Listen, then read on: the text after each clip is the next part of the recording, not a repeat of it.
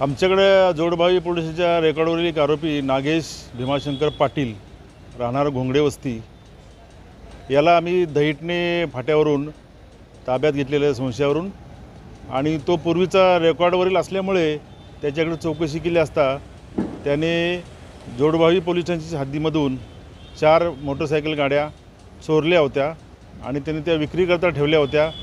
त्या गाड्या आम्ही जप्त केलेल्या आहेत आणि त्याच्याकडं आणखी काही वाहने मिळतात का याबाबत तपास चालू आहे। सदरचा आरोपी हा पूर्वीचा मोटरसायकल चोरीच्या रेकॉर्डवरचा आहे। एकूण किती किमतीच्या गाड्या असतात? एकूण जवळजवळ 2.5 लाख रुपये किमतीच्या गाड्या आहेत या आणि आणखी गाड्या त्याच्याकडून उघडकीस येण्याची शक्यता आहे।